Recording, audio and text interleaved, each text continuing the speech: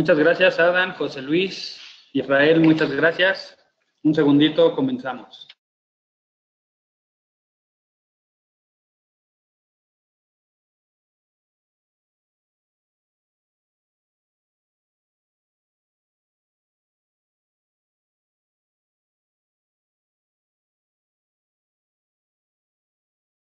Muchas gracias. Comenzamos entonces con el CECAT del día de hoy. Les comento, los micrófonos permanecen cerrados, pues por cuestión sobre todo de los recursos, optimizar recursos en el momento en el que lo estamos dando. Si abrimos todos, pues se nos estaría saturando el ancho de banda y también pues evitar posibles ruidos. Cualquier pregunta que tengan, se las voy a contestar con mucho gusto. Va a ser a través del chat, como nos han estado escribiendo. Muchas gracias, Miguel. Nos confirma que se escucha bien. José Luis, buenas tardes. Bien, mi nombre es Gabriel Sacristán, muy buenas tardes a todos. Comenzamos entonces con el CECAT del día de hoy, que es Aprende a diseñar un sistema integral de protección para data centers. Comenzamos entonces. Primero vamos a comenzar platicando acerca de todos los elementos que debemos de contar para protección dentro del data center. Muchos de ellos ya los conocemos. Algunos de otros, algunos tal vez no los vamos a conocer y algunos pues a lo mejor no los conocemos a profundidad, por lo cual vamos a hablar de todos los elementos que yo debo de tener para poder estar protegiendo tanto a las personas como a mis equipos, ya que ambas son fundamentales. De hecho, bueno, en este caso cuando hablamos de data center, pues aplicarían las normas como por ejemplo EIA, TIA 942, ANSI 607 estándar, que serían más que nada para la protección de los equipos, pero también debemos de tomar en cuenta que dentro de nuestro territorio nacional pues debemos de cumplir con las normativas NOM, en este caso norma oficial mexicana, y estas nos mencionan, hablando de la primera parte o el primer elemento que tenemos para protección de nuestros equipos, que es el sistema de puesta a tierra. Estos nos mencionan que su función principal es la protección de la persona, y en segundo término pues ya ponemos la infraestructura, nuestros equipos, para pues también poderlos tener en condiciones adecuadas. Cuando hablamos del data center, pues la tierra no solo nos va a ayudar a poder protegerlos en cuanto a descargas o carga estática que tuviéramos, alguna corriente de falla, sino que también me van a ayudar a minimizar los ruidos o interferencias que vamos a tener, por eso es que también es muy importante. Comenzamos entonces con esta parte del sistema de puesta a tierra, en el cual vemos en pantalla una imagen en la cual tenemos a una persona que está recibiendo una descarga y otra persona que no la está recibiendo. Aquí lo único que está haciendo la diferencia entre esta descarga y la persona, pues es que un equipo está conectado a tierra y el otro equipo no está conectado a la tierra. Bien, entonces la función de la tierra es el poder dirigir y disipar las corrientes inducidas no deseadas que pudiéramos tener. Estas podrían ser, por ejemplo, cargas estáticas, podría ser también, por supuesto, algún cortocircuito o cualquier falla que tuviéramos en los equipos. En el caso de que el equipo no esté conectado a tierra, bueno, pues su camino va a ser el de la persona cuando lleguemos a tocarlo. También, si vemos en la segunda imagen, pues el equipo que sí está conectado a tierra, podemos observar que esa falla o esa carga estática que vamos a tener ahí se va a ir hacia la tierra, ayudándonos a tener un mayor nivel de seguridad, tanto para las personas como para los equipos. Entonces, hablamos de qué es la tierra física. Vamos a entender este concepto primero. La tierra física es el elemento o conjunto de elementos conductivos enterrados. Este puede ser de cualquier tipo. De hecho, pues, tierra física es lo que conocemos como un electrodo. Tiene que cumplir con estos requisitos, por supuesto, el de ser conductivo o metálico y estar enterrado. Por ejemplo, entonces, si yo entierro un bocho, ¿va a ser una tierra física? Pues sí, sí la va a ser. Cuando yo a esta tierra física, a este elemento metálico enterrado, le pongo un conector y un conductor, se va a convertir entonces en un sistema de puesta a tierra. Por lo cual entonces las normas, tanto nacionales como internacionales, me mencionan que tenemos dos tipos de electrodos. Los electrodos prefabricados y los electrodos naturales. Cuando hablamos de normas nacionales e internacionales, pues estamos hablando básicamente EIA, TIA, ANSI, estamos hablando de NOM 001, CD 2012, en el artículo 250, que es instalaciones eléctricas, la NMX J549 ANSE del 2005 y la NOM 022 STPS del 2015, así como NFPA 780. Bien, estas son algunas de las normas en las cuales nos estamos basando. Realmente, pues hablan básicamente de lo mismo. Algunas están destinadas a ciertos rubros, vamos a decirlo, y otras a otros rubros, pero hablan de lo mismo. Y me dicen que tenemos electrodos prefabricados y electrodos naturales. El electrodo prefabricado es aquel que fabrica el hombre con la finalidad de poder dirigir y disipar las corrientes inducidas no deseadas en la Tierra. Cuando hablamos de naturales, me dicen las normas que son los electrodos que yo me puedo encontrar en el lugar y que no fueron diseñados con esta finalidad, más sin embargo puedo y debo de utilizarlos. Bien, ¿a qué se refiere entonces con esto? A ducterías hidráulicas que fueran metálicas, por supuesto, a las mismas estructuras de la edificación en la que esté, no contando o bueno, sí contaría la parte de torres, pero contaría de una forma diferente, no necesariamente como una tierra natural, sin embargo, también debe de estar conectado al sistema de puesta a tierra. Bien, hasta aquí tenemos alguna pregunta.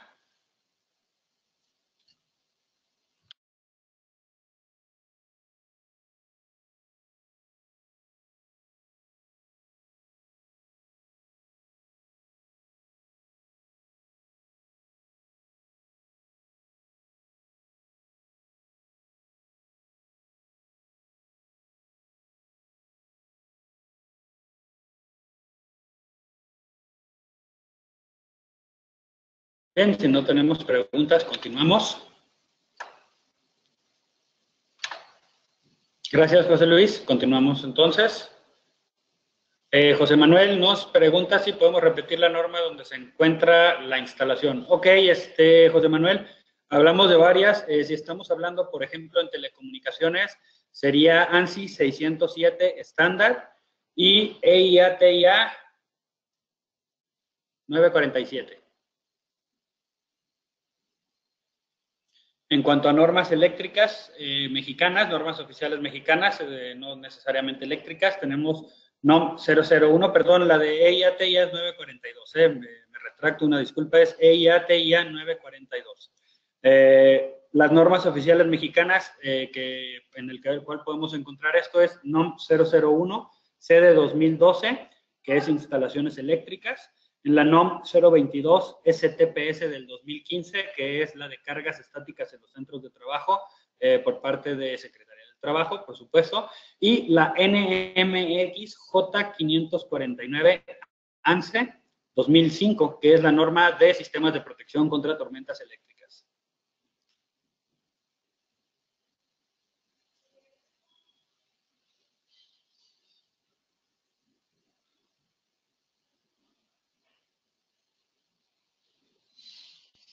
Bien, si necesitan que repita las normas, me lo comentan, por favor, con mucho gusto lo podemos repetir cuantas veces sea necesaria para que lo puedan anotar.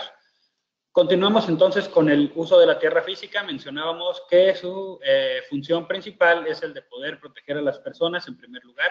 Después vamos a tomar en cuenta la protección de nuestra infraestructura. Por supuesto, es un elemento que me ayuda a estabilizar el voltaje.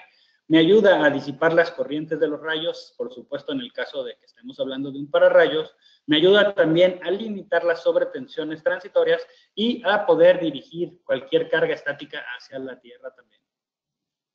Sí, las escribo, José Luis, claro que sí, con gusto. Bien, continuamos entonces. Hablábamos de electrodos naturales y electrodos prefabricados, los cuales, bueno, podemos ver varios ejemplos de electrodos naturales, podremos ver una ductería hidráulica, siempre y cuando, bueno, sabemos que hoy en día se utiliza más el PVC para las ducterías hidráulicas, entonces esta, pues, si fuera metálica podríamos utilizarla, de lo contrario, pues no sería un elemento a utilizar. Los electrodos naturales, también encontramos las vigas del lugar, los castillos, el acero encasquillado, etcétera. Ahora bien, cabe mencionar que cuando hablamos de electrodos naturales no solo son elementos que podemos utilizar, sino que de acuerdo a la norma debemos de utilizar. Esto es para lograr una unión equipotencial entre todas las superficies.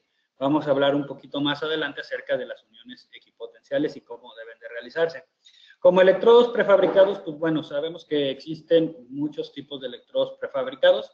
Podemos empezar desde una simple varilla hasta electrodos más complejos, ya con tecnología de por medio, como el que vemos en pantalla, que es el electrodo delta tubular de total ground, el cual ahorita estoy poniendo dentro de un círculo.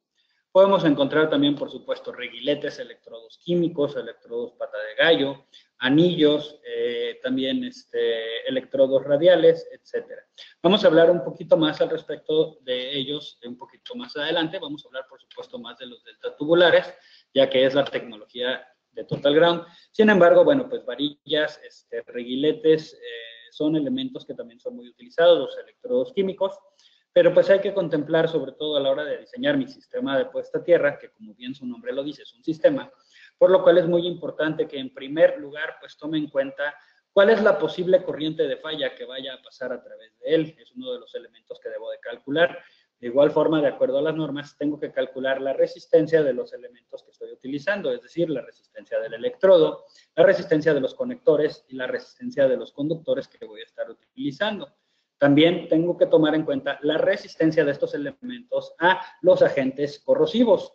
Tengo que tomar en cuenta, por supuesto, la resistencia de contacto que me está poniendo la tierra en el lugar en donde voy a trabajar, para de esta forma poder tener un área adecuada en la cual voy a poder estar dirigiendo estas corrientes para que se disipen de forma correcta en un área de aproximadamente 20 metros. Bien. Hablando entonces un poco de las varillas, pues bueno, son elementos que son bastante eficaces, más sin embargo, pues es necesario que calculemos correctamente la cantidad de varillas que vamos a utilizar y que en nuestro diseño contemplemos que una varilla tiene un tiempo aproximado de vida alrededor de 2 años. Esto es en suelos que nos vayan a ayudar, es decir, en suelos no altamente corrosivos. Podemos encontrar suelos en los cuales una varilla va a tener un tiempo de vida de aproximadamente 6 meses. De igual forma, los reguiletes, pues también son elementos muy eficaces, los cuales también tienen un tiempo de vida aproximadamente de 2 años. Uno de los beneficios que vamos a tener con estos es que me van a brindar una mayor área de contacto, por lo cual es posible que necesite menor cantidad de reguiletes que de varillas o en relación con las varillas para poder alcanzar los niveles de resistencia adecuados. Es una resistencia a tierra. En este caso, cuando hablamos de data center, EIA, TIA nos está marcando una resistencia a tierra máxima de 5 ohms. Por ahí hay alguna actualización en la cual ya están pidiendo 3 ohms. Por lo cual, bueno, pues aún seguimos dentro de esos dos parámetros, entre 5 y 3 ohms, dependiendo de si se están basando o no en la actualización que vamos a tener. Bueno, entrando ya dentro de los delta tubulares, pues son equipos que nos van a brindar una mayor área de contacto. En este caso, cuando hablamos de la tecnología del delta tubular, nosotros separamos nuestros sistemas de puesta a tierra en aplicaciones. En este caso, estamos viendo la aplicación de cero lógico, que es la que aplicaría para data center debido pues, precisamente al lenguaje en el cual se comunican nuestros equipos dentro del data center. En este caso, pues no solo estamos contemplando el que nuestro sistema de puesta a tierra sea lo suficientemente robusto y eficaz para poder dirigir y disipar las corrientes inducidas no deseadas, sino que también estamos intentando evitar y minimizar las posibles errores de comunicación que pudiéramos tener dentro del lugar derivados de interferencias electromagnéticas o interferencias en sí de altas frecuencias, también posibles ruidos que pudieran fugarse a través de nuestros sistemas. Hasta aquí tenemos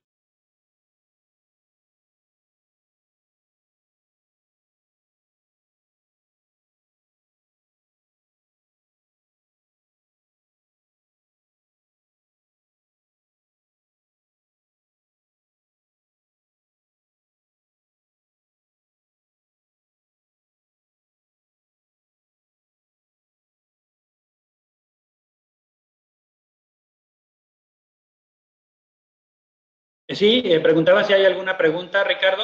Estoy esperando a ver si tenemos alguna pregunta, si no para continuar con la presentación.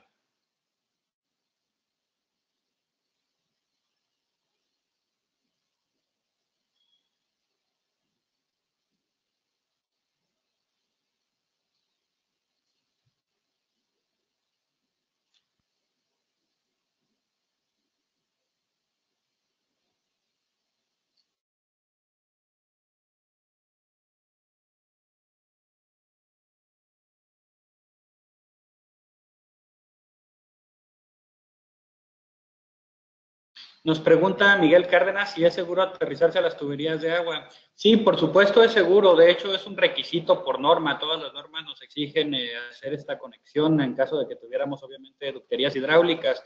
Es seguro debido a que, pues, los principios de la energía me dicen, en este caso, energía eléctrica, si lo vemos desde ahí, que toda la energía eléctrica está buscando su camino hacia el centro de la Tierra, que es donde tenemos los campos electromagnéticos más grandes. Por lo cual, estas tuberías, al estar enterradas, son elementos metálicos los cuales están por debajo de la Tierra. Me dice que entonces la energía eléctrica, en teoría, no debería de buscar su camino de regreso hacia arriba. De igual forma, esta tubería pues está conectada a todo un sistema de alcantarillado, el cual pues es enorme y en sí o dentro de él lleva, pues está transportando agua, por lo cual pues es un camino altamente conductivo, el cual la energía eléctrica estaría siguiendo. Obviamente ya una vez al llegar también es necesario que lo digamos, una vez que la energía eléctrica llega a la Tierra ya se va a comenzar a transformar en calor. De hecho, pues ahí también aplican los principios de conservación de la energía, ¿no? En el cual nos dice la energía no se crea ni se destruye, tan solo se transforma. Por lo cual, en este caso, ya para cuando está llegando a la Tierra, gran parte de esta energía se convierte en calor. Se transforma en calor, para ser más precisos. Ricardo nos pregunta, ¿en qué punto se interconecta con el sistema general? Ok, Ricardo, gracias, buena pregunta. Tenemos dos elementos, de acuerdo a la norma, o más bien dos posibles escenarios.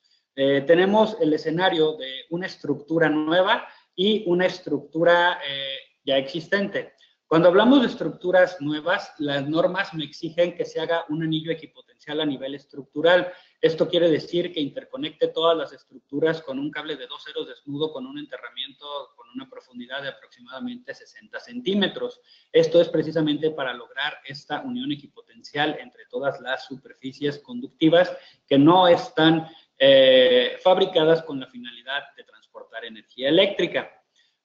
Cuando tenemos o cuando hablamos de, claro, estos, por supuesto, este anillo equipotencial se tiene que conectar a los electrodos. En este caso estamos hablando, pues, la cantidad de electrodos que vayamos a tener. Podría ser, por ejemplo, el del serológico, en este caso el del data center, podría ser el de la red eléctrica, podrían ser los de los pararrayos. Todos estos deben de estar interconectados por este anillo equipotencial. Cuando nosotros tenemos una estructura ya existente, no es necesario hacer este anillo equipotencial. Sin embargo, lo que tenemos que hacer es precisamente conectarnos pues a todos los electrodos. En el caso de nuestro electrodo en particular, se hace a través del acoplador de impedancias, esta parte de la unión de las estructuras. Un poquito más adelante vamos a ver una foto de él y les voy a enseñar cómo es que se hace la conexión a través de este. José Luis nos comenta, ¿ustedes qué sugieren de tierra 3, 5 ohms si realmente la resistencia de una persona está por arriba, de 15 con pies mojados? José Luis, en este caso, pues la resistencia de un cuerpo humano es bastante variable, como bien lo mencionas. Si esta persona, estas condiciones, si está con los pies mojados, si está descalzo, si no está descalzo, incluso el nivel de alcohol que pueda contener en su sangre, va a variar en la resistencia del cuerpo humano, la cual va desde los 1000 hasta aproximadamente 25 ohms, podría llegar a los 15, como bien nos menciona José Luis. La realidad de las cosas es que nosotros, pues bueno, es adelantarme un poquito, pero nosotros trabajamos con resistencias de 2 ohms siempre. José Manuel Camacho nos pregunta, ¿a cuánto tiene que estar la ductería hidráulica enterrada para poderla usar como electrodo? Por norma es de 80 centímetros, ¿no es así? José Manuel, al convertirse en un electrodo, la norma nos pide que la distancia entre electrodos sea de 1.80 metros. 1 metro con 80 centímetros la distancia entre cada uno de los electrodos.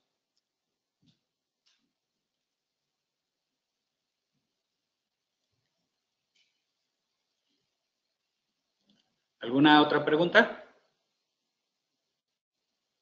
Cabe señalar, digo, en lo que veo, si ya entran más preguntas, que 1.80 metros es, por supuesto, la distancia mínima requerida por las normas. También esto es en base a la NOM 001C de 2012. Si nosotros vamos a la NMX J549 ANSI del 2005, me va a decir que la distancia entre los electrodos debe de ser el doble de la longitud del electrodo más largo que exista. Lo cual, bueno, pues es un tanto difícil, por lo cual se determina normalmente una distancia promedio aproximada de 3 metros.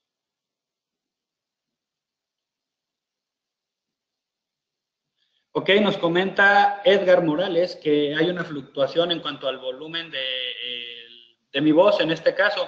¿Podrían confirmarme si es así? De todas formas, ahorita estoy poniendo más estático el micrófono para poder ver si por ahí está el problema. Nos pregunta José Manuel, ¿a qué profundidad tiene que estar enterrada la ductería hidráulica? Me imagino que es a lo que se refiere, de acuerdo a su pregunta anterior. En este caso, pues recomendada sería aproximadamente 60 centímetros. La realidad es que no se cuenta con ninguna norma la cual nos diga una profundidad a la cual deba de estar ningún tipo de electrodo. Nos menciona, sí, que preferentemente electrodo, porque es un electrodo a final de cuentas, preferentemente debe de estar por debajo del nivel permanente de humedad, mas sin embargo solo nos dice que es preferentemente, no nos lo exige. Por lo cual, contemplando que en este caso vamos a tener una gran área de contacto, no es necesario que el enterramiento sea mucho, 30 a 60 centímetros es más que suficiente. Obviamente, mientras más enterrado esté, mucho mejor va a ser. José Luis, gracias. Nos pueden, me pueden confirmar, bueno, todos, si se está escuchando un poquito mejor ya la voz.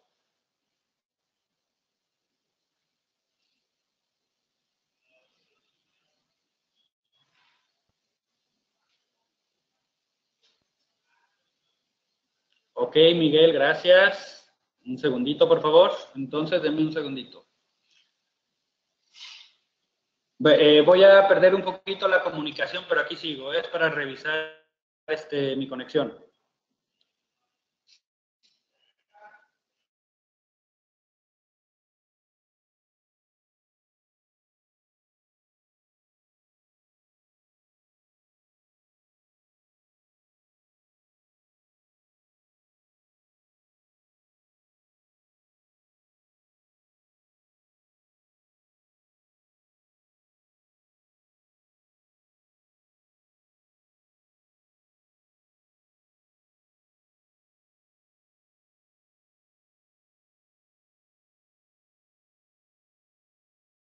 Bien, ¿me podrían confirmar, por favor, si tenemos alguna mejora?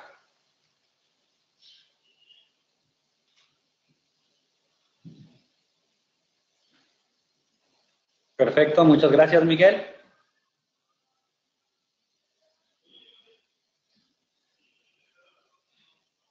Gracias, muchas gracias, Edgar, a todos, gracias. Sí, parece que era un problemita con el ancho de banda precisamente, pero ya vamos a tener una mejor transmisión. Muchas gracias. Bien, hablábamos entonces, en este caso, pues podemos ver un diagrama del sistema de puesta a tierra. Aquí, de hecho, ya les puedo más o menos enseñar la conexión, cómo se hace, aunque se va a apreciar mucho mejor en las fotos. Supongamos que tenemos ya esta estructura existente, de todas formas, aunque no fuera existente, también podemos hacerlo. Tenemos esta parte de aquí, esta cajita que se ve es un acoplador de impedancias, en donde podemos observar, aquí van a salir precisamente nuestros conductores, en este caso que van a conectarse a las estructuras. Esta se posiciona o se instala a nivel de pared, en este caso estamos hablando sobre todo pues para poder conectar ya estas estructuras y que de esta forma logremos la unión equipotencial. Recordando que cuando la estructura es nueva o es una edificación nueva, se tiene que hacer este anillo equipotencial que sería a través del electrodo, en esta parte superior del electrodo aproximadamente es donde se coloca el cable. Esto de igual no nos exime a poder o a tener más bien que conectar también las laterales, como les llamamos, que son estas dos que ya dibujamos aquí. Ahorita les enseño un poquito los modelos un poco más de cerca para que vean las posibles opciones que tenemos de conexión, pero a grosso modo aquí es donde se realizaría. Bien, también hablamos un poquito de una parte que estoy seguro ya conocen, que es el bonding. Cuando estábamos viendo el electrodo y el sistema de puesta a tierra, estábamos hablando de unión de nuestro sistema de puesta a tierra grounding. Pero hay otra parte en la cual nos piden la unión equipotencial, que ya más o menos hablábamos de ella, en la cual en Estados Unidos le llaman grounding, aquí nosotros solo le llamamos unión equipotencial. Existe entonces la unión equipotencial también por arriba de la tierra, la cual en Estados Unidos le denominan bonding. Bien, ¿a qué se refiere? Se refiere a la unión equipotencial precisamente de todas las superficies metálicas o que puedan transportar la corriente eléctrica. Esto es como cualquier canalización envolvente, me dicen las normas. Esto se refiere pues a las escalerillas, a las ducterías, si estamos hablando de conduit galvanizado, por ejemplo, a cualquier ductería hidráulica que pasara por el data center. También cualquier parte metálica debe de estar conectada al sistema de puesta a tierra. Esto a través de barras de tierra para poder lograr la unión equipotencial, como se puede observar en la siguiente imagen. Este es uno de los métodos de bonding más utilizados dentro del data center. Esto no quiere decir o no me exime el bonding cuando hablamos solo para un data center. Esto se tiene que hacer en cualquier instalación eléctrica y esto me lo marcan también las normas. En este caso, pues estamos viendo estas barras, barras de cobre en este caso, las cuales están conectando las escalerillas, están conectando los gabinetes de los equipos, la charola, etcétera, etcétera. Todo debe de estar conectado al sistema de puesta a tierra, para de esta forma tener el mismo potencial eléctrico en todas las superficies y evitar así cualquier voltaje que pudiera dañar a nuestros equipos. En este caso, una vez más, estamos platicando acerca del data center, por lo cual lo vemos desde esa perspectiva. Sin embargo, pues esta unión equipotencial no solo es para la protección de los equipos, sino que también se tiene que realizar para protección de las personas. Vemos aquí otro ejemplo de una barra en la cual tenemos pues varios equipos conectados. Es necesario que podamos utilizar una gran cantidad normalmente en un data center de barras, dependiendo pues cuántos gabinetes tenga, dependiendo de qué tantos elementos sean los que yo tengo que conectar para poder lograr esta unión equipotencial. Cuando hablamos de ANSI, por ejemplo, EIA-TIA, me solicitan también que mi MDF tenga un piso falso y que este piso falso esté cubierto en su totalidad por el CBN, como le llaman, que es el Common Bonding Network, que es una malla de referencia que se hace por debajo del piso falso, también con cable desnudo o con cable aislado, de preferencia tiene que ser desnudo precisamente para poder reducir esta interferencia. Se solicita que esta pues esté también conectada, por supuesto, al sistema de puesta a tierra y que también en mis IDFs, bueno, pues ya pueda tener yo también barras y un tapete aislante para poder evitar también estas posibles corrientes parásitas que pudiéramos llegar a estar teniendo y que nos generaran interferencias. Todo esto, pues también en la norma de ANSI, me dicta los calibres de conductores que debo de utilizar para cada una de las conexiones que voy a realizar. Por ejemplo, me dice que desde la barra principal, el bus principal de tierras, que va desde el tablero eléctrico hacia el MDF, pues me dicta diferentes calibres. Estos calibres los determinan la distancia que existen entre el MDF y el tablero eléctrico, marcándome una distancia, vamos a llamarlo así, máxima, o me voy a ir a la distancia máxima que me marcan, que es de 20 metros entre uno y otro, y si hablamos de esta distancia máxima de 20 metros, me dice que a partir de ahí para arriba, el conductor debe de ser de 3 ceros.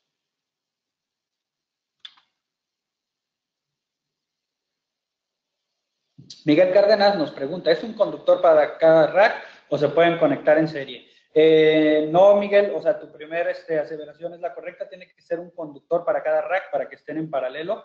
Por ningún motivo se puede conectar ninguna masa, cuando estamos hablando de masas, se pueden conectar en serie, ya que de lo contrario la posible falla o la carga estática que tuviéramos ahí, la voy a ir pasando de uno hacia el otro y aparte se irían sumando una con la otra, por lo cual es necesario que siempre las masas, en este caso los gabinetes, estén conectados en paralelo, un conductor para cada uno.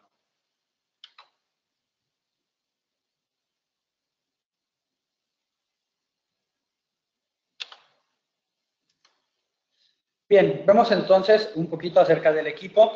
¿Cuáles son los beneficios? Y por ahí había una pregunta que más o menos iba por ahí. Es un equipo que es ya delta tubular, es decir, ya tiene la forma de delta, es de cobre. Cuenta en la parte superior, esto que podemos ver aquí, con un filtro inductivo capacitivo resistivo, el cual va a impedir que las diferencias de potencial que se den en el suelo vayan a subir a nuestro sistema, lo cual, bueno, pues no vamos a encontrar en ningún otro sistema.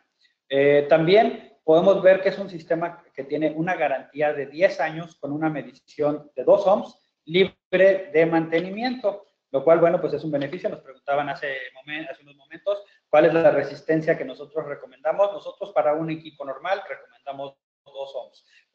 La realidad es que decimos nuestra resistencia a tierra es de 2 ohms aproximadamente, porque por lo regular está abajo de los 2 ohms. Tenemos aquí una preguntita, un segundito. Nos pregunta Ricardo, ¿cuál es la norma que nos especifica las distancias y los calibres? Ricardo, lo encontramos en ANSI 607 estándar. Repito, ANSI 6607 estándar. Y también en EIA, que las voy a anotar de una vez en el chat. EIA es, en un segundito, TIA 942, que está en este momento, ya la tienen por ahí en el chat, y la ANSI 607 estándar. Esas dos normas son las que me marcan los calibres. Podemos encontrar el calibre, es lo mismo, las dos vienen los mismos. Ok, nos pregunta José Manuel, ¿cuál es la diferencia entre el H2OM y el GEM? El H2OM es un elemento que está fabricado en base a minerales, el cual es completamente inerte al medio ambiente y me cumple con dos funciones primordiales. La primera es la de poder bajar la resistencia de contacto, por supuesto, como lo haría también el GEM. Y en segundo lugar, me ayuda a proteger al equipo que estoy enterrando de la corrosión. Recordemos que la transferencia de electrones pues está en todos lados y esta, al igual que cualquier energía, tiende a ir en su mayor concentración hacia debajo de la Tierra. Por lo cual, cuando estamos enterrando un elemento, de acuerdo a lo que nos está comentando la norma, que debo de contemplar su resistencia a la corrosión, pues bueno, la mayoría, obviamente al hablar de la Tierra, pues vamos a tener un mayor nivel de corrosión allá abajo, pero también al estarlo conectando a través de un sistema, un conductor y un conector, pues la transferencia de electrones que está por todos lados va a tender a irse también hacia el electrodo, por lo cual el H2OM me va a ayudar a protegerlo de este tema. El GEM es un elemento que solo me va a ayudar entonces a bajar la resistencia de contacto y contemplando pues que también el GEM contiene un alto grado de bentonita, por lo cual pues no es un elemento muy adecuado para estar utilizando, ya que la NOM 001 CD 2012 en el artículo 250, así como la NMXJ 549 ANSE del 2005, me dicen que por ningún motivo puedo utilizar elementos en mi sistema de puesta a tierra, no solo como compuesto, que sean contaminantes al medio ambiente.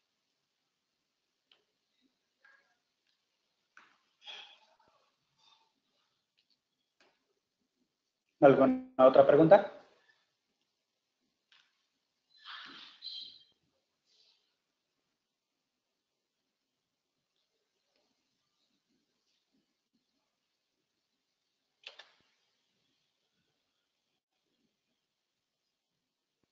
Bien, en lo que esperamos a ver si llega alguna otra pregunta, nos quedamos entonces en el filtro LCR, que es un filtro inductivo capacitivo resistivo, el cual no va a permitir que las diferencias de potencial que se den en el suelo vayan a subir hacia nuestros sistemas, lo cual me va a dar un mayor nivel de protección. Es un sistema, decíamos, con una garantía de 10 años por escrito, con una medición de 2 ohms. Recordemos que es libre de mantenimiento también el sistema.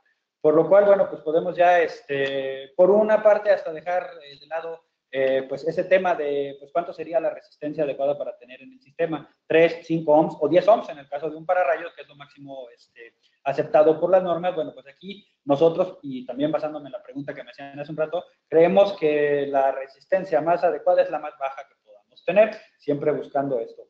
Nuestros sistemas van a dar una resistencia de 2 ohms con solo instalarlos, vamos a decirlo así, porque podemos tener equipos en los cuales podemos diseñar, es decir, diseñar el sistema que se va a utilizar, en qué cantidades y cómo, para poder tener incluso resistencias por debajo del ohm. Por supuesto, es imposible tener una resistencia cero, ya que no existe un material que no oponga resistencia. Todos los materiales existentes en nuestro planeta son resistivos. Entonces, la resistencia cero no existe, pero podemos llegar hasta el punto 0,0000, lo que sea necesario. Claro que esto se tendría que hacer ya en base a un sistema. Tendríamos que diseñarlo. De cajón es 2 ohms lo que ofrece nuestro sistema. Bien, entonces hablando acerca de las conexiones de nuestro sistema, tenemos el filtro, el cual cuenta con el borne. Este borne se debe de conectar hacia el borne inferior del acoplador de impedancias, que es hacia donde lo estamos conectando en este momento. Cuenta con 2 bornes laterales. Estos bornes laterales irían conectados a las masas naturales o electrodos naturales, que sería en este caso ya sea la ductería hidráulica y las estructuras, o en su caso también puede ser, por supuesto, las dos estructuras del lugar. Tenemos un borde superior, el cual va a ir hacia la aplicación que yo quiero conectar. En este caso, pues bueno, estamos hablando, podría ser en un data center, pues las barras, en este caso el bus principal probablemente, y pues de aquí ya me iría de la barra a conectar los equipos que yo tuviera que conectar sin ningún problema. Bien, entonces, pues podemos ver que estamos hablando ya de un sistema el cual se compone de varios elementos, no es solo un electrodo, el cual pues me va a ayudar a poder estar seguro de que mis equipos van a estar bien protegidos, que voy a tener la resistencia adecuada, que van a estarse comunicando mis equipos dentro del data center de forma correcta para no estar pues teniendo por ahí impulsos de voltaje inadecuados. Sabemos que los impulsos que necesitaríamos serían el de 1 y 5 volts para poderse estar comunicando los equipos. De esta forma, pues bueno, vamos a lograr un contacto eficiente con el planeta Tierra, el cual me ayuda a estabilizar el voltaje, estableciendo un potencial de referencia con este, y con CFE, por ejemplo, en este caso, de esta forma teniendo un voltaje más estable y pudiendo tener una comunicación adecuada con mis equipos. Vemos también pues, que se cuenta con accesorios de instalación para poder lograr este cometido, como lo podrían ser, por ejemplo, las barras de unión, que son barras especiales de cobre, las cuales están calculadas para la corriente que puede pasar, no es cualquier barra, están calculadas en base a la resistencia que necesitamos y a la corriente que pudiera llegar a pasar. De igual forma, pues contamos con el acoplador de impedancias, contamos también con el filtro inductivo, capacitivo, resistivo y con nuestro electrodo de puesta a tierra. De igual forma, pues parte de los accesorios también es el H2OHM, que ya comentamos acerca de él, perdón, y los conectores que se utilizan en nuestro sistema. Utilizamos siempre conectores bimetálicos, esto para evitar el posible par galvánico, perdón, que se pudiera generar. Este par galvánico pues siempre se va a generar, como sabemos, cuando haya el contacto de dos metales diferentes, siempre se va a generar este par galvánico y es necesario que lo podamos evitar. De entrada, por ejemplo, si pensamos en un gabinete que es de aluminio y lo conectamos a un conductor que es de cobre, pues bueno, ya tenemos un par galvánico ahí automático. Entonces, es necesario que podamos evitar también estos elementos. Vemos, hablando un poquito más de nuestro sistema, por supuesto que nos falta hablar todavía de más temas acerca de la protección del data center, pero vemos que en pantalla nuestros equipos más pequeños, vamos a decirlos así, que van desde el 45 hasta el 400. Tenemos en todos los casos, salvo en el primero que vemos, de hecho vemos que el primero empieza 45 AB y vemos que abajo hay un 45K. ¿Cuál es la diferencia entre estos dos? La única diferencia que existe es que los ABs, que todos nuestros electrodos existen en versión AB, no cuentan con el acoplador de impedancias. Y no cuentan con el acoplador de impedancias porque es por mero diseño, contemplando que a lo mejor podemos estar trabajando en un lugar en donde no haya una pared en donde fijarlo, por lo cual el acoplador ya viene integrado en el filtro. Y lo que vamos a encontrar es que estos modelos AB cuentan con otro borne en este lado y otro borne en este lado para de ahí poder conectar las estructuras. De igual forma, pues esto nada más tiene que hacerte saber que quieren una B o un K, es lo único que cambiaría, por eso es que ahí en la tablita dice que no incluye el acoplador, realmente está incluido ya directamente en el filtro. Bien, siempre entonces todos estos modelos que estamos viendo desde el 45 hasta el 400 son kits, en todos los casos va a incluir siempre el electrodo, el filtro, va a incluir el compuesto necesario para la instalación del equipo en terrenos que estamos hablando de una resistividad medio alta, alrededor de 100 a 200 ohms metro. Va a incluir siempre un nivel de gota, incluir también una brújula y el acoplador de impedancias, ya sea integrado en el filtro o en gabinete. Este es un gabinete, por cierto, que es NEMA 4 de acero al carbón, el cual pues es resistente a la intemperie. Bien, esto es lo que va a incluir siempre el kit, que decíamos van desde el 45 hasta el 400, y de hecho el nombre del modelo se lo da la capacidad que pueden soportar esta corriente nominal, más sin embargo ya está calculada la posible corriente de falla que pudiéramos tener, en el peor de los casos, que va a ser siempre tomada en cuenta la de un transformador. Bien, en este caso entonces tenemos que el TG45 es para 45 amperes y el TG400 es para 400 amperes. ¿Por qué incluyen un nivel y una brújula? Porque, bueno, el principio fundamental de todas las deltas, incluso las deltas de las varillas, es que éstas estén trabajando con los campos electromagnéticos de la Tierra. por lo cual uno de los vértices de cualquier tipo de delta siempre debe de estar orientado hacia el norte magnético. Incluye el nivel de gota porque la norma, en este caso NOM 001 CD 2012, una vez más en el artículo 250, me indica que todos los electrodos de puesta a tierra verticales deben de estar completamente verticales. Esto es para poder estar disipando la energía en la forma radial, como la tenemos contemplada, en un área de aproximadamente 20 metros. Tenemos por ahí una preguntita, denme un segundito. Nos pregunta Ricardo Flores, en el modelo AB, el filtro tiene otro punto de conexión para la interconexión general. Se hace, Ricardo, para la interconexión general en el borne superior, siempre en cualquiera de nuestros electrodos, ya sea B o en modelos K, va a ser en esta parte de aquí, en este borne superior, es donde se haría la interconexión con todos los demás sistemas. Los laterales son únicamente para las estructuras.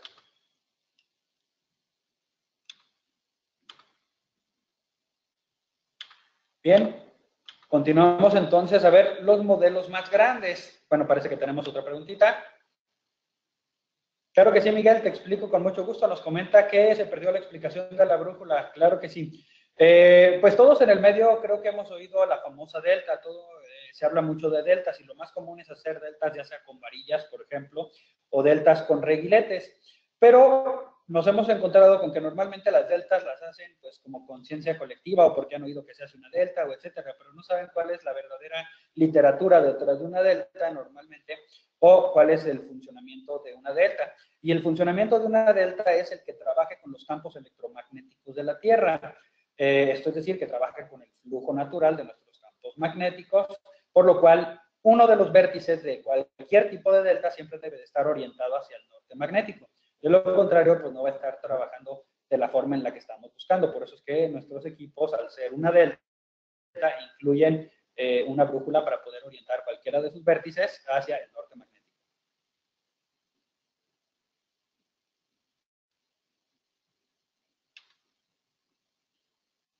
Bien, vemos entonces en pantalla nuestros equipos más grandes, los cuales ya no vienen en kit.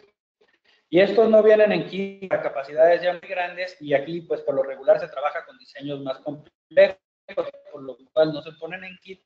Nosotros poner cosas en el kit que a lo mejor no necesitarían para ese proyecto en particular. Es por eso que vienen separados. Por ahí tengo una preguntita, ahorita la voy a leer, nada más voy a dar rápido entonces la explicación de qué es lo que viene en el equipo. Tenemos desde el TG700 hasta el 2500, que como habíamos comentado, son desde 700 hasta 2500 amperes.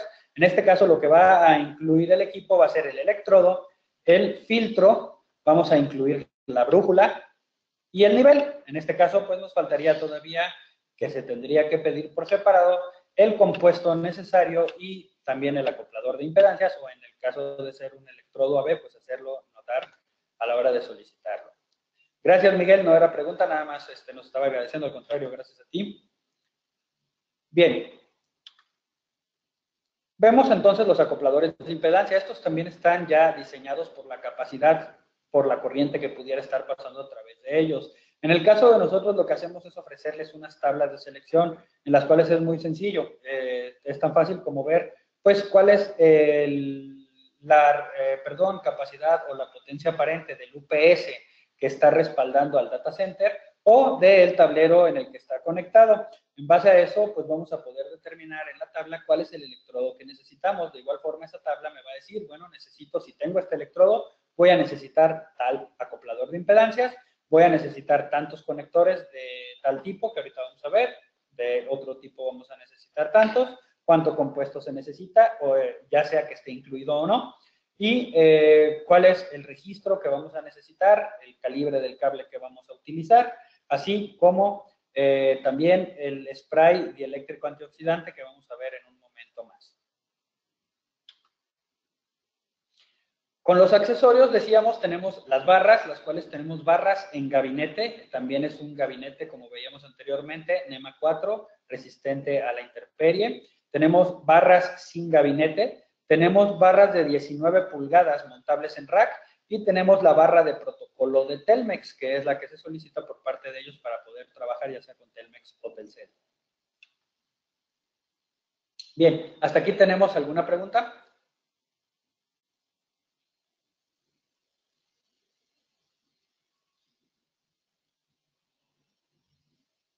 En lo que vemos, si tenemos preguntas, pues seguimos con la presentación para no quitarles mucho tiempo.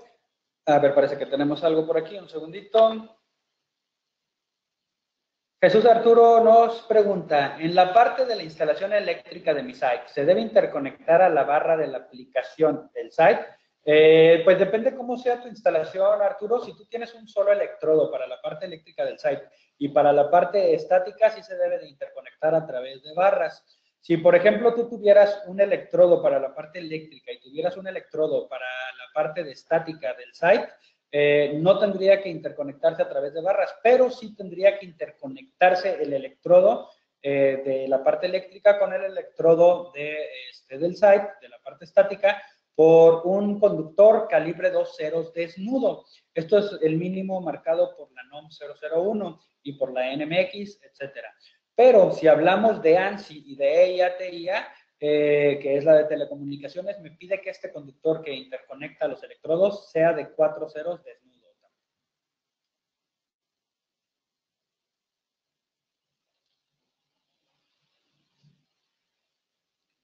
Bien, igual si alguna de las preguntas que estoy contestando no queda perfectamente clara, con mucho gusto, por favor háganmelo saber y lo desglosamos más. Gracias, Jesús, al contrario. Bien, pasemos entonces al segundo o a la segunda parte de la protección para mi data center. Ya vimos la parte de la tierra física o el sistema de puesta a tierra. Pasamos entonces al sistema de pararrayos. Esto, pues bueno, como sabemos, podríamos determinar que depende de la locación en la cual se encuentra el data center, sería o no sería necesario este sistema. Más también, sobre todo, pues cuántos pisos tenga el lugar, etcétera, etcétera. Todos estos factores me van a dictaminar pues la utilización o no utilización del sistema de pararrayos. Para yo poder saber esto, pues mi primer paso es poder hacer una evaluación de riesgo, que vamos a ver más o menos de qué se trata.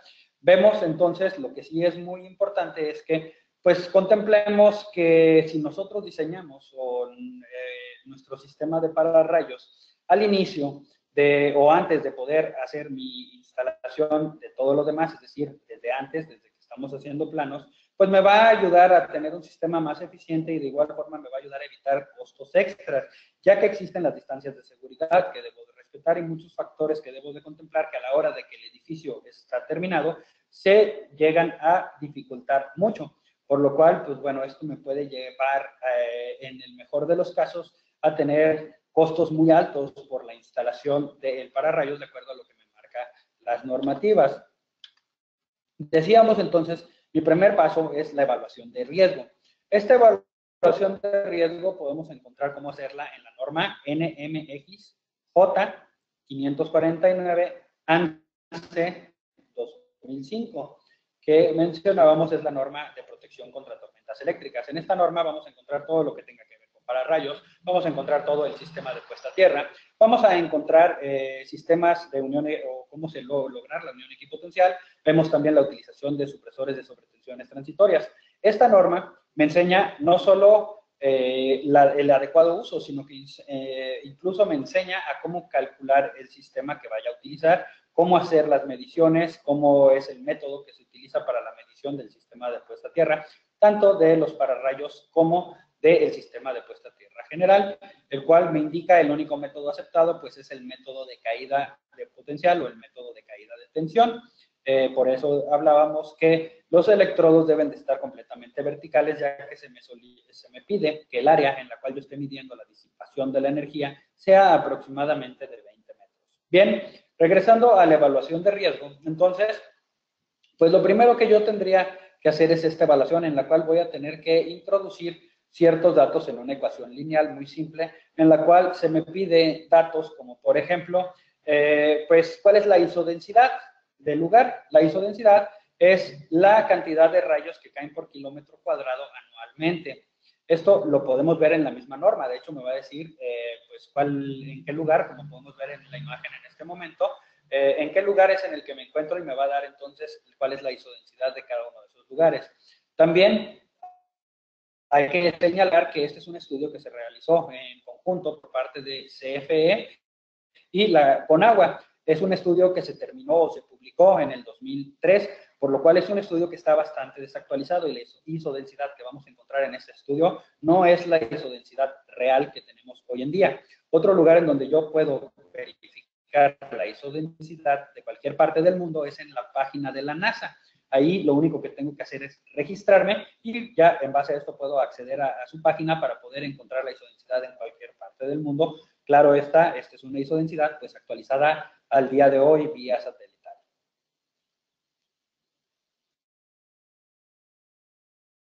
Bien, otro de los datos que se me va a solicitar es el área de captura equivalente. Y esto se refiere pues al área en la cual yo voy a estar calculando mi sistema de pararrayos, cómo es que lo voy a proyectar en una forma en la cual me dicen los cálculos también en base a una ecuación lineal en la misma norma. Es muy sencilla también para poder determinar cuál es el área equivalente, en la cual los datos que debo de contar para poder introducirlos en esta fórmula, pues es básicamente las dimensiones del lugar, lado por lado, y la altura que tengo en el lugar. En base a esto, pues ya voy a poder determinar cuál es esta área equivalente.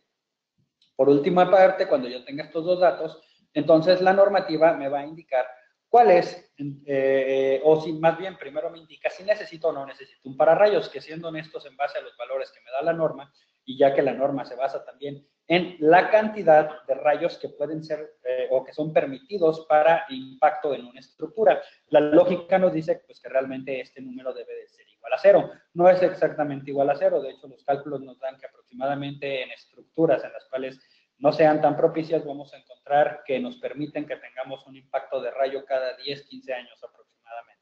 Lo cual, bueno, desde el sentido común, esto es matemáticamente. El sentido común me dice, bueno, pues que no me puedo permitir que tenga un impacto de rayo en el lugar. Por lo cual, pues, esta evaluación de riesgo siempre me va a decir que necesito un pararrayos. Después de hacer esta evaluación o esta misma evaluación, entonces me va a dictaminar cuál es el nivel de riesgo. Eso sí es muy importante. ¿Cuál es el nivel de riesgo con el cual se debe de instalar el pararrayos en el lugar para poder entonces determinar cuál es el nivel de protección que yo le voy a dar a este lugar?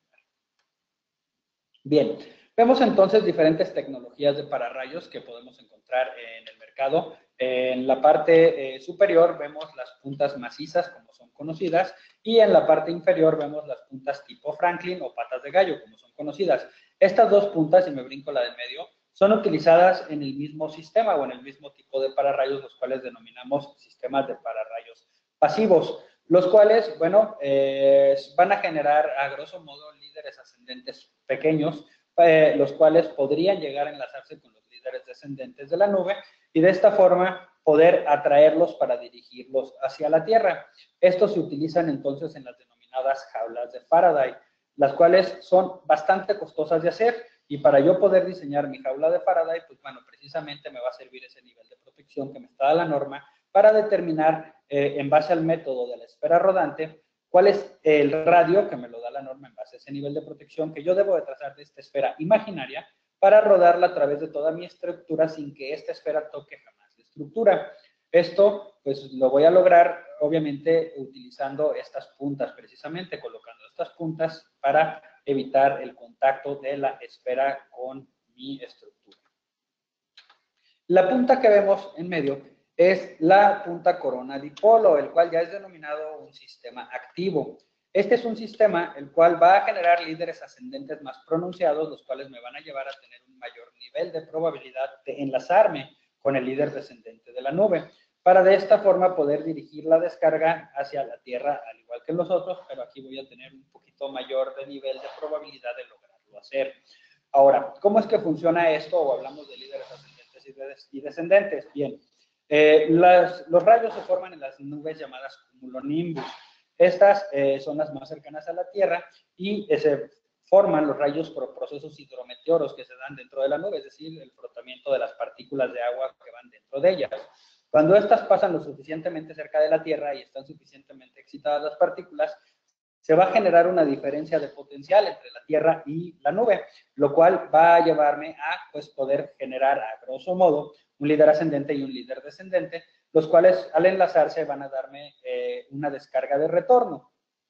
Bien, entonces este es el principio fundamental de los pararrayos que estamos viendo, el poder generar ese líder para poderse enlazar con el líder descendente de la nube y de esta forma poderlo dirigir hacia la Tierra para que ahí sea descargado precisamente basándonos en pues, las leyes de la energía eléctrica. Estos sistemas corona dipolo, entonces, son sistemas que están diseñados únicamente para la protección de los equipos montados en las torres arriostradas, ya que su ángulo máximo de cobertura es de 72 grados y su cobertura no llega hasta el suelo. Una vez más, entonces, se puede utilizar para la protección únicamente de los equipos que yo voy a tener en mis torres, no solo arriostradas, también por supuesto puede ser en una torre autosoportada, dependiendo pues también la altura en la cual los estoy poniendo y los ángulos que se vayan a manejar ahí. En este caso, pues son equipos que podrían determinarse incluso ideales para la protección de los equipos, para todos mis enlaces, etcétera. Por ningún motivo, este sistema de pararrayos puede ser utilizado para la protección de alguna estructura o edificación, ya que no va a servir de esto. Y pues sí va a estar atrayendo a los rayos y no voy a estar preparado para poder recibirlos, lo cual pues llega a ser bastante peligroso. Existen también, por supuesto, sistemas de pararrayos de cebado, los cuales me generan líderes ascendentes más pronunciados, los cuales ya me hacen o ya me permiten poder calcular en forma de diámetro esta protección que le voy a estar dando al lugar en base a los líderes ascendentes que genero para poder atraer a pues este líder descendente para poderlo dirigir hacia la Tierra. En el caso de Total Ground, nosotros tenemos un sistema también de estos que se llama el sistema piezoeléctrico. Pero en este caso, pues ya que estamos hablando de un data center, vamos a hablar más de la tecnología Total Ground, es otro tipo de pararrayos. El sistema de pararrayos Total Ground lo que va a hacer es que en el momento que pasa esta cumulonimbus, va a redistribuir todas las cargas del lugar en forma negativa, para de esta forma el 95% de las veces no generar las condiciones propicias para que haya una descarga atmosférica en el área. ¿Por qué? Porque el 95% de las veces la descarga atmosférica o el rayo cae de la parte inferior de la nube, en la cual tenemos carga negativa, debido a que ahí es donde se encuentran las partículas de agua. El 5% restante cae de la parte superior de la nube con carga positiva, y bueno, si ese fuera el caso, en el caso de tener un sistema de pararrayos de nosotros, pues sí le generaríamos un líder ascendente, el cual se enlazaría con este líder descendente para poderlo dirigir hacia la Tierra para su correcta disipación.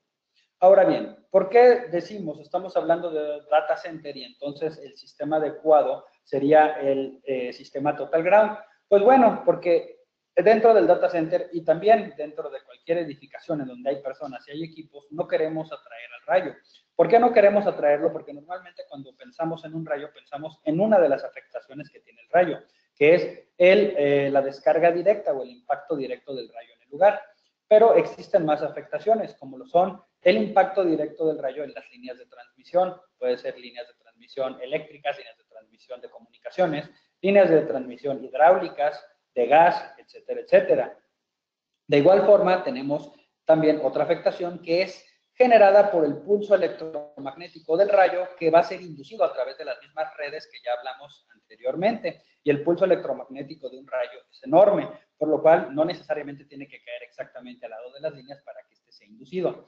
Y por último, también hablamos de otra de las afectaciones, una de las más graves, que son los diferentes gradientes de potencial que se generan en el suelo después del impacto del rayo, lo cual pues nos va a generar diferencias de potencial en el área, pudiendo generar posibles arcos eléctricos tanto a los equipos como a las personas, que de hecho este es un elemento muy común, que seguramente lo han escuchado o lo han vivido desafortunadamente, en el cual pues cae un rayo cercano al lugar y se queman todos los equipos del lugar. Esto es probablemente generado ya sea por el arco eléctrico que se generó y que subió a través de algún sistema de puesta a tierra inadecuado, o podría ser a través de cualquiera de las inducciones que vimos anteriormente por el impacto directo del rayo en las líneas o el pulso electromagnético que se indujo a través de las líneas.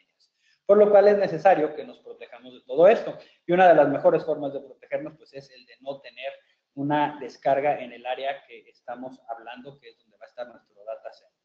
Hasta aquí, ¿tenemos alguna pregunta?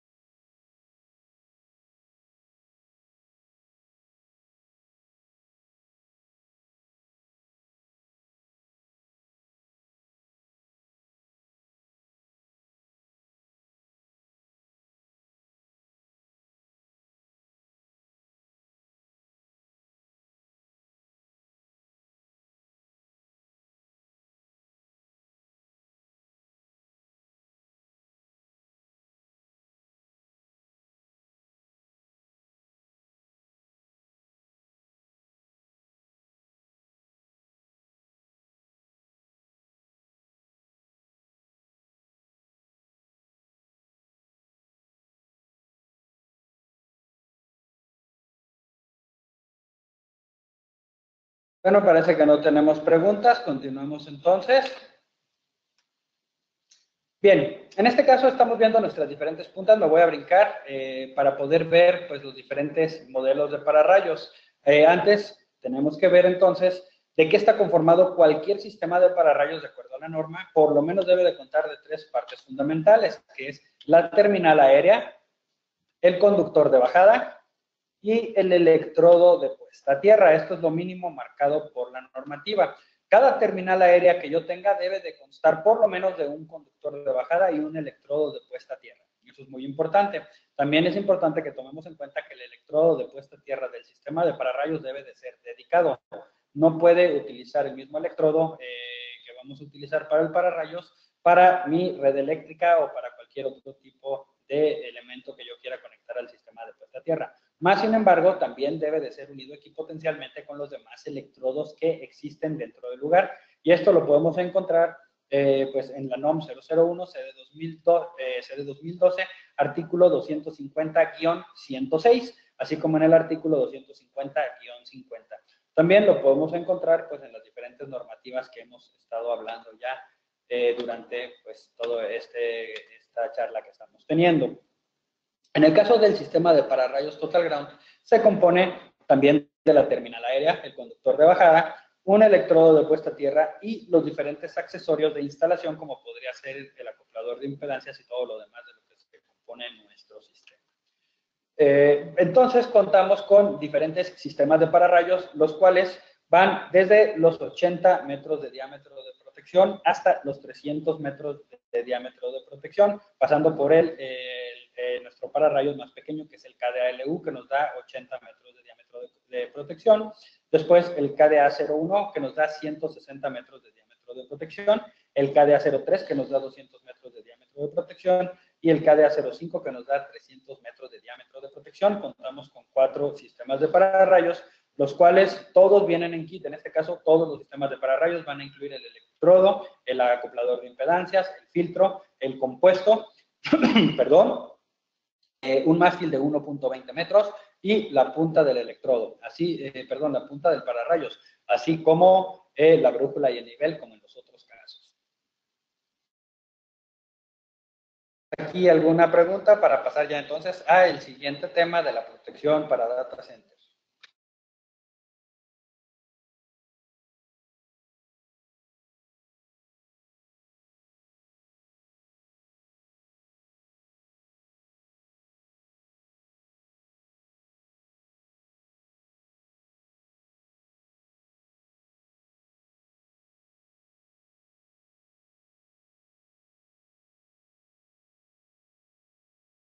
Nos comenta Ángel o nos pregunta si le podemos hacer llegar la presentación. Claro que sí, con mucho gusto. Les voy a pedir nada más si me pudieran enviar un correo para hacérselos llegar a través de este. Estoy escribiendo mi correo en este momento en el chat. Es gabriel.sacristán@totalground.com. De todas formas, ya lo escribí, ahorita va para ahí en el chat. Y si los molesta, si me pueden enviar un correo para poderse hacer llegar, ya que tenemos varias personas conectadas el día de hoy. Gracias, Ángel. A ti, al contrario. Bien, continuamos entonces con el siguiente o la siguiente parte de nuestro sistema de protección para el data center, el cual, pues bueno, serían los supresores de sobretensiones transitorias, o como son normalmente conocidos, supresores de picos. Para poder entender entonces cómo protegerme de un pico o una sobretensión transitoria, pues primero tenemos que entender qué es esto. Podemos ver entonces que una sobretensión transitoria es una perturbación en la línea de muy corta duración, pero de mucha magnitud o amplitud. En este caso vamos a ver que es de hecho el disturbio más alto que podemos encontrar normalmente, sin hablar de cortocircuito, dentro de mi línea eléctrica o mis líneas de comunicaciones también, por supuesto. Si pudiéramos observarlo en un osciloscopio, veríamos que esta sobretensión tendría que sobrepasar el 1.5. De igual forma, una de sus características es que es muy afilada y, como veíamos, también es de una pues gran magnitud. Su tiempo de duración es muy corto, de hecho debe durar menos de un ciclo para que sea una sobretensión transitoria. Por lo cual esta sobretensión transitoria es un disturbio el cual me va a generar afectación fluctuaciones en mis equipos, ya sea de forma inmediata o con el tiempo debido al desgaste de los componentes que se encuentran dentro de mis equipos. Depende, pues, también, claro, cuál es la fuerza que vamos a tener dentro de, o en esta sobretensión. Tenemos una pregunta, de acuerdo a, nos pregunta José Luis Rodríguez, calibre del conductor de bajada del mástil a tierra.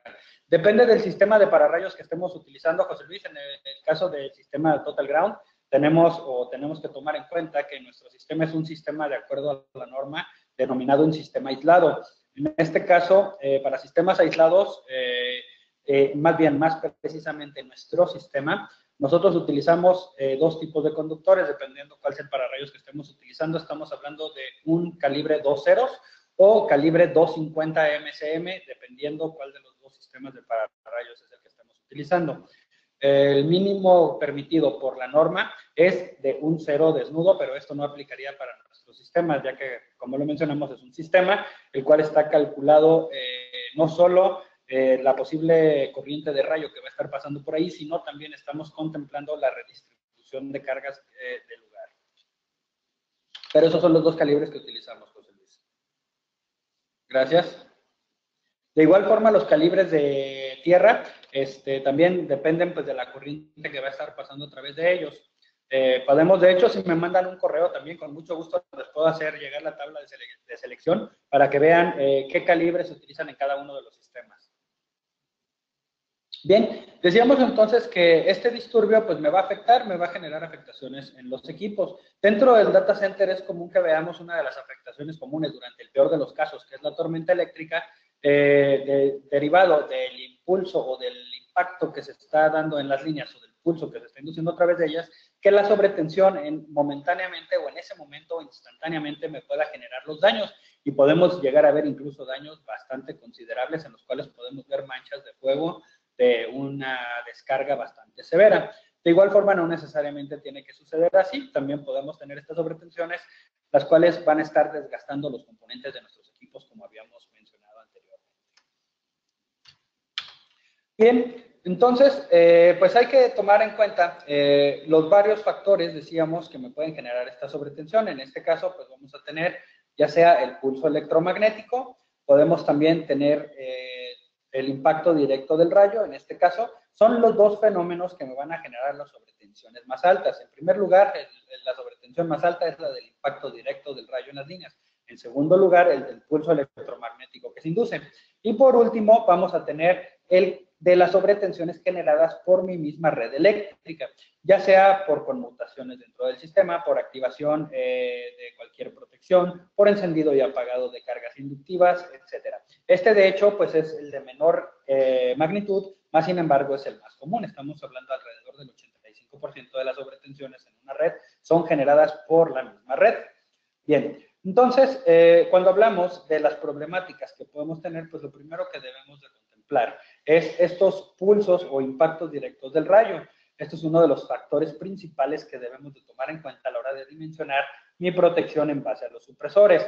Después vamos a tener también que dimensionar, por supuesto, cuáles son los elementos que vamos a tener que puedan afectar dentro de la misma red. Esto es, a grosso modo, cómo se podría dimensionar el supresor que vamos a utilizar. Bien. Vemos entonces cuál es el funcionamiento del supresor para que podamos comprender un poquito más al respecto de ellos. Y este es el funcionamiento de cualquier tipo de supresor. Lo que va a hacer es cortar esta sobretensión que se está dando en la línea para dirigirla hacia la tierra en forma de calor, por lo cual es muy importante que mi sistema de puesta a tierra sea eficaz para que pueda dirigir hacia allá la sobretensión que estoy cortando. De igual forma, por supuesto, pues es necesario poder contar con un sistema de puesta a tierra para que esto suceda. La NOM 001C de 2012, en su artículo 285, que es supresores de sobretensiones transitorias, me marca que todos los supresores de sobretensiones transitorias deben de estar conectados a tierra. Por lo cual, bueno, pues es necesario que esto sea así para que funcionen de forma correcta. Vemos entonces en el diagrama de bloque que tenemos en pantalla en este momento, que lo que va a hacer el supresor, sea cual sea la tecnología que utilice, es cortar esta sobretensión y dirigirla a la tierra, decíamos, en forma de calor, por lo cual me va a estar entregando una onda ya modificada, una onda cuasi senoidal. lo cual por supuesto tampoco es lo más adecuado para mis equipos. Vamos a ver entonces cómo se puede resolver esto. Vemos en la imagen de abajo ya un poquito más ejemplificado cómo es que se estaría viendo la sobretensión en un osciloscopio y cómo se vería después de haber sido cortada. Ya no tengo esa sobretensión o esa amplitud o esa, más bien es magnitud, más que nada, que me va a generar, más, sin embargo, sigo teniendo esta onda cuasi senoidal. Bien, vemos ahorita en pantalla nuestros supresores, toda nuestra línea subrector, en el cual vemos supresores clase C y clase B. Son exactamente iguales en su forma física o estética. Lo que cambia es la capacidad de manejo de carga que tiene cada uno de los supresores.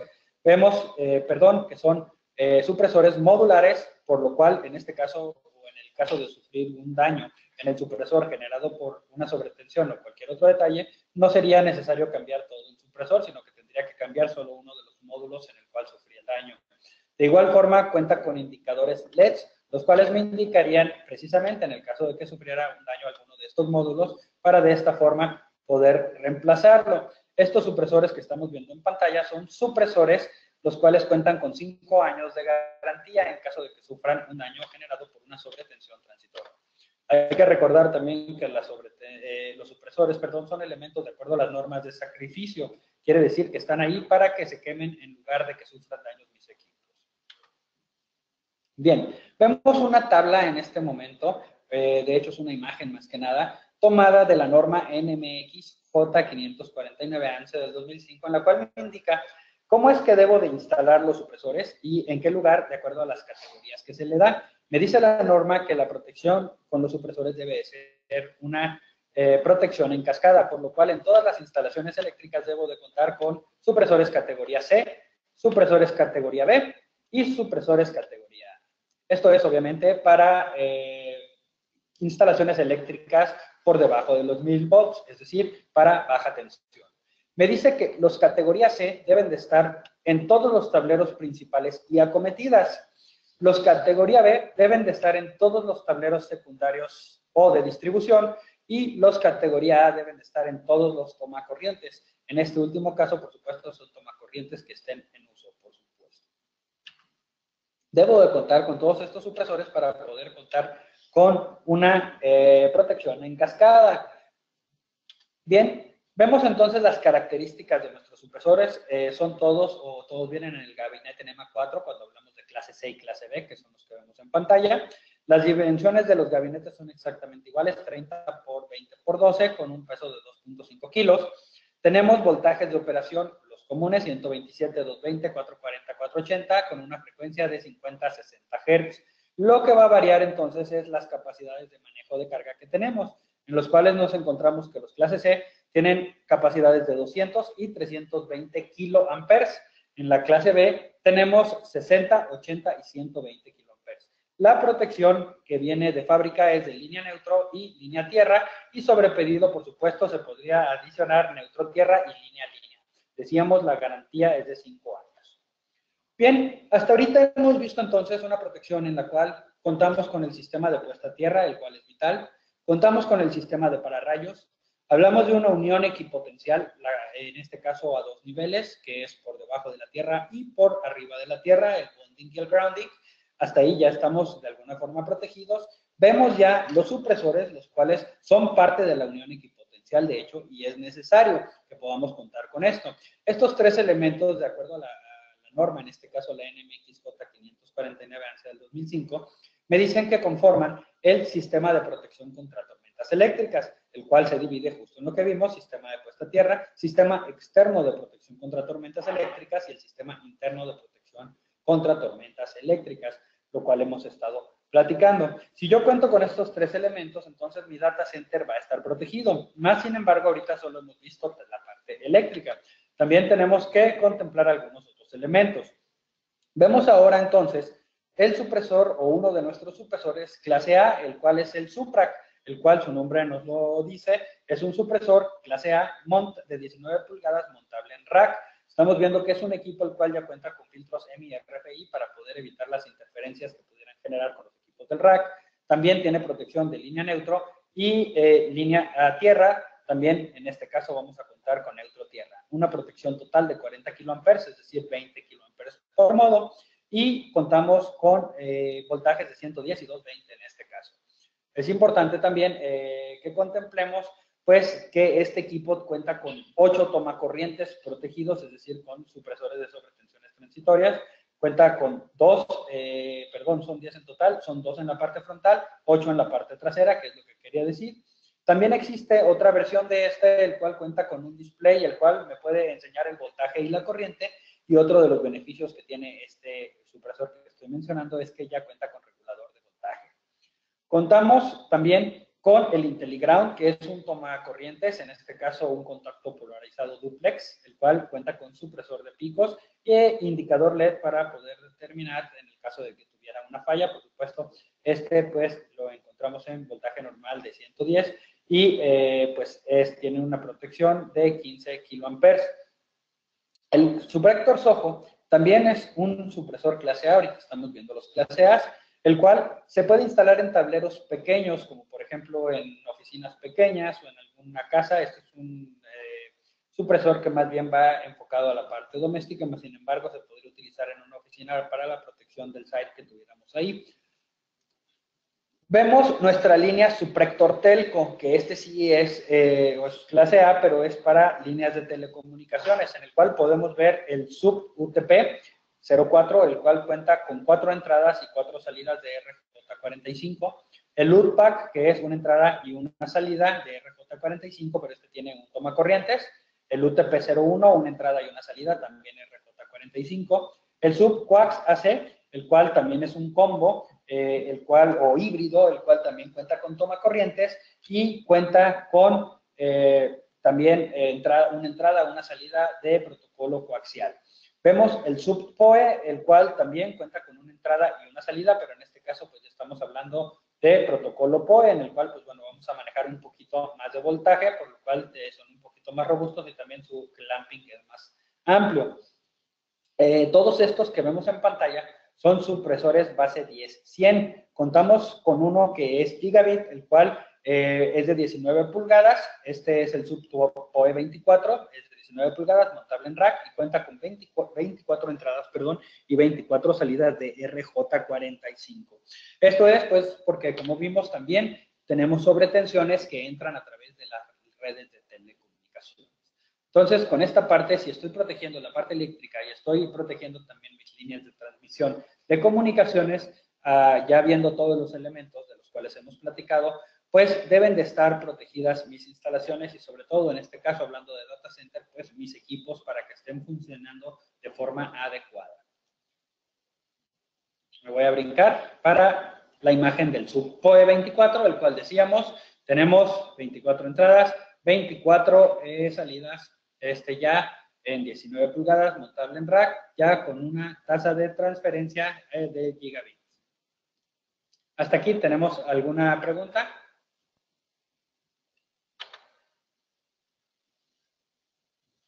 Luis, en este caso, con CDC, con mucho gusto, puedes solicitarles el precio y ellos, como nuestros distribuidores, te pueden ya vender el sub-PoE 24, el cual pues ya está a la venta. De hecho, es relativamente nuevo el supresor, pero ya está a la venta de línea.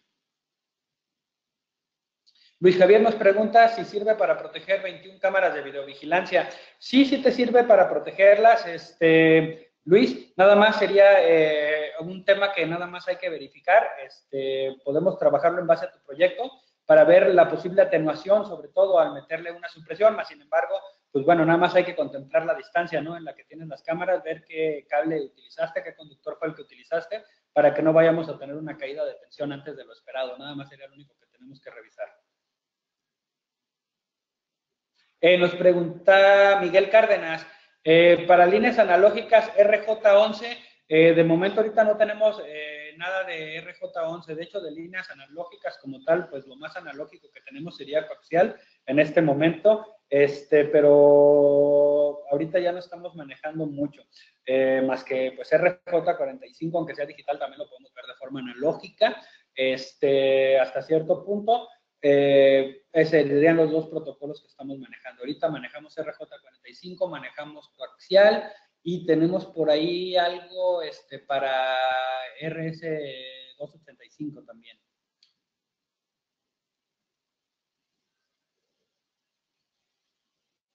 Luis Javier nos pregunta, sí es POE, Luis Javier, el equipo. Tenemos dos POE en este caso, depende de qué protocolo estés utilizando. Pues bueno, como te mencionaba, tenemos el POE que estamos viendo en pantalla y el POE más pequeño que también se podría poner a lo mejor en donde están los inyectores nada más. Digo, habría que revisar el proyecto en sí para ver cuál es la mejor opción y también qué tasa de transferencia estás utilizando en ese lugar con las cámaras, porque el otro sí es base 10-100, el más pequeño. Entonces, pues sí se utiliza mucho para videovigilancia, pero pues depende mucho de estos factores, ¿no?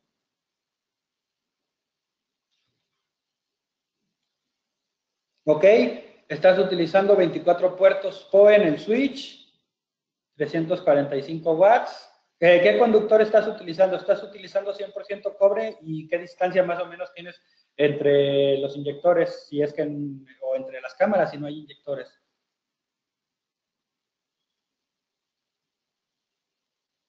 Ok, categoría 5, ajá, 10-100.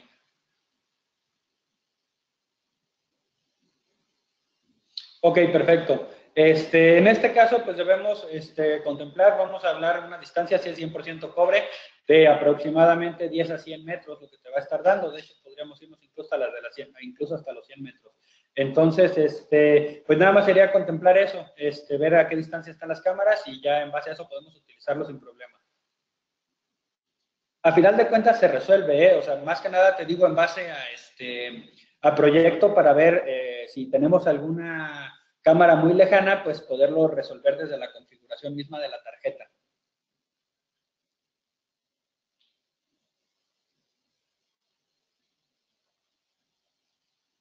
De igual forma, te digo, puede ser a través de CDC. Igual, Luis Javier, si gustas mandarme un correo, igual lo canalizamos a través de CDC para poder revisar mejor.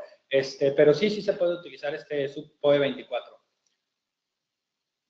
De hecho, es una de las cosas para lo que más se utiliza este supresor para CCTV. Sí, por favor, Luis. ¿Alguna otra pregunta que tengamos? ¿Comentario? Muchas gracias, Luis. Te envío el correo.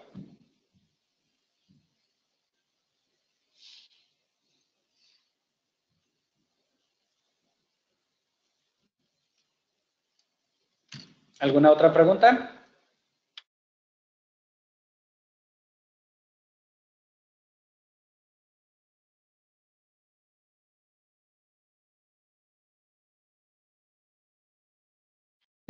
Continuamos entonces con la protección. En este caso, pues ya estamos entrando a tema de UPS, los cuales pues también fabricamos. Pues, como sabemos, el UPS, estamos hablando pues de un sistema ininterrumpido de alimentación, el cual su función principal pues es el poderme brindar este suministro a mis equipos durante un blackout o un apagón. Esa es la función principal, más sin embargo, pues los UPS que se utilizan hoy en día cuentan con varias funciones.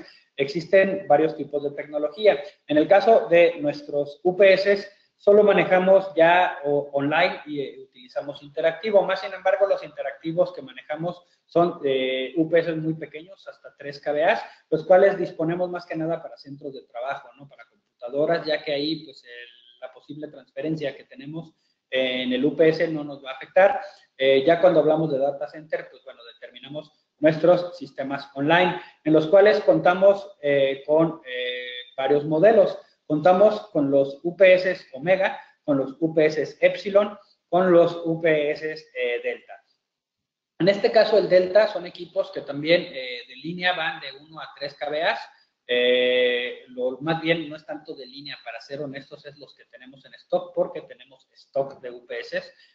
Intentamos, pues bueno, mantener un stock, ya que sabemos que es algo de lo que adolecen mucho los fabricantes en general. Muchas veces no se cuenta con stock de UPS, lo cual es común, ya que es un elemento que está basado en baterías y son elementos los cuales, pues, el tenerlos ahí parados de alguna forma, pues van a ir en detrimento del equipo. Por lo cual, pues nosotros los tenemos aquí, pero en mantenimiento constante, es decir, se les está dando su mantenimiento aun cuando no estén conectados para que se mantengan en un buen estado. Tenemos entonces los delta y los epsilon de 1 a 3 kVA de stock, los cuales, bueno, la diferencia entre uno y otro es que ambos son online, pero el epsilon es de 19 pulgadas montable en rack y el delta es tipo torre. Ambos, les decía, son equipos los cuales son online, por lo cual no tenemos un tiempo de transferencia. También son equipos los cuales cuentan con una pantalla la cual nos va a enseñar voltaje de entrada, voltaje de salida, la carga que tenemos conectada, la carga de las baterías que estamos teniendo, la frecuencia del equipo y pues elementos normales que debemos de estar monitoreando. Son equipos los cuales son compatibles con la tarjeta SNMP, en este caso para poderlos conectar a una computadora para poder monitorearlos a través de esta. Vemos, bueno, tengo por aquí una pregunta, denme un segundito. No hay preguntas. Ok. Los UPS Omega son equipos ya más grandes, los cuales van desde los 10 hasta los 500 kVA. Podríamos llegar, por supuesto, a hablar incluso de un MVA sin problema. Son equipos los cuales, bueno, ya podemos elegir el factor de potencia que van a estar manejando. El factor de potencia con el que salen de fábrica es de 0.8, más sin embargo, se puede poner a 0.9 en caso de que así sea requerido. De igual forma, pues van a contar con la pantalla LCD, la cual también me va a enseñar los mismos parámetros que antes mencionamos. En todos los casos, tanto Epsilon como el Omega, como los deltas, son equipos que cuentan con ABR, que es regulación automática de voltaje, lo cual, pues bueno, me va a ayudar a tener un suministro adecuado de voltaje en mis equipos. También, en el caso de los Omegas, bueno, en el caso de todos vamos a contar, por supuesto, con la alarma audible. El caso de los Omegas, una de sus características es que son paraleleables, es decir, puedo ponerlos en redundancia hasta 4 unidades, lo cual, bueno, pues me puede ser bastante útil para poder hacer las conexiones más eficientes de mi data center o incluso por motivos incluso de espacio o de que pudieran entrar por las puertas del lugar. Estos son equipos ya trifásicos con un voltaje de 127.220 y en el caso de los Omega, por supuesto, cuentan con el EPO, que es el apagado automático de emergencia o remoto, el cual podemos utilizarlo pues también para hacer pruebas del equipo. Hasta aquí, ¿tenemos alguna pregunta? De igual forma, les comento, los tiempos de respaldo pues son variables, por supuesto. Todos los equipos online tienen la capacidad de expansión a través de bancos de baterías, por supuesto. También tengo que comentarles pues que ningún OPS, no solo los Total Ground, es recomendable la utilización de más de 2 bancos de baterías, debido a pues que las baterías no son iguales, ninguna batería va a ser igual, incluso aunque sean del mismo fabricante y del mismo lote, por lo cual, pues el desempeño de las baterías no va a ser igual el de un banco al del otro, por lo cual, pues se va a ir gastando un banco o va a ir, la carga del banco va a ir bajándose de uno, y al tener uno con menor carga, lo que va a generar es que va, en primer lugar, a generar una diferencia de potencial entre los bancos de baterías. En segundo lugar, pues va a estar drenándole la energía eléctrica o el suministro, la carga, para ser más precisos, un banco al otro, por lo cual esto me va a llevar a un deterioro más rápido del banco de baterías o de los bancos de baterías, lo cual pues va a terminar afectando al equipo. Entonces, sabemos que es muy común que se determinen tiempos muy amplios de baterías o que los clientes soliciten tiempos muy amplios de respaldo a través de los bancos de baterías. Más sin embargo, esta no es la función de un UPS. Un UPS o su función principal es el de poder brindarme un suministro de energía en el tiempo en el cual se estabiliza mi planta de luz o mi planta de energía. Esto es realmente la función o para lo que fueron fabricados los UPS, por lo cual pues es recomendable siempre que tengamos esto en mente a la hora de especificar cualquier UPS.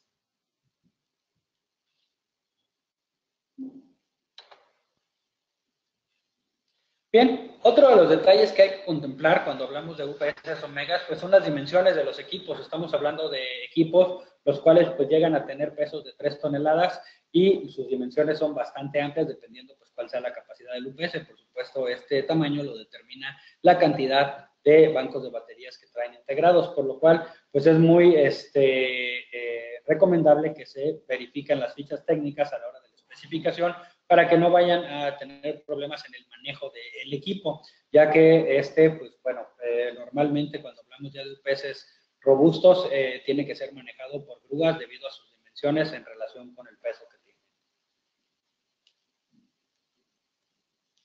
¿Tenemos alguna pregunta?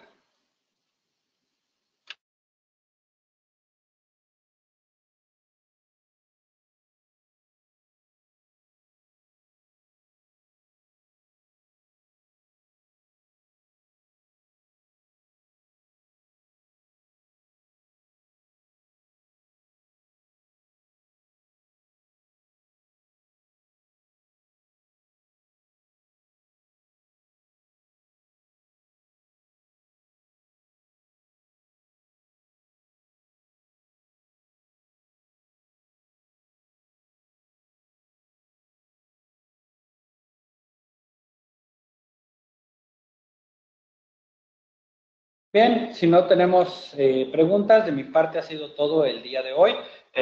Pues por ahí, a ver, creo que sí tenemos alguna pregunta, denme un segundito. Los precios de los UPS, Raúl, de igual forma lo podemos verificar con CDC, ellos tienen ya ahí las listas de precios, bueno, y en base pues, a las negociaciones, etcétera, que ustedes tengan, poder solicitarles los precios del UPS. Les recuerdo, los Omega son los más grandes, que van de 10 a 500 kVA. Tenemos también Deltas, que son en torre, y los Epsilons, que son los montables en rack. Ahí con CDC les pueden dar los precios. Miguel, claro que sí, Miguel, con mucho gusto. Muchas gracias por sus comentarios.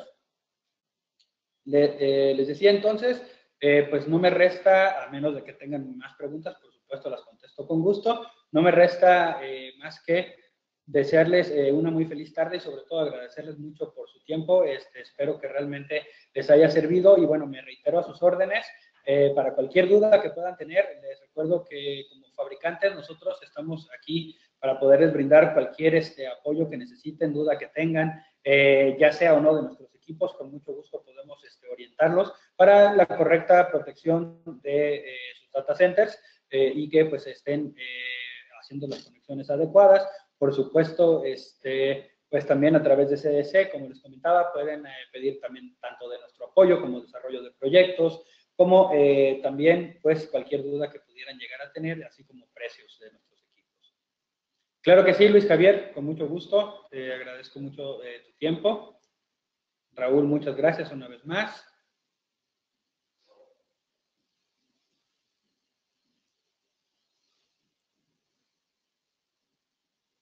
Muchas gracias, José Luis. Bien, parece que no tenemos más preguntas. Carlos, muchas gracias. Carlos, perdón. Muchas gracias. Pues cualquier cosa, voy a poner una vez más mi correo, por cualquier cosa lo tengan ahí. Es gabriel.sacristán@totalground.com. Cualquier cosa, pues estamos a sus órdenes.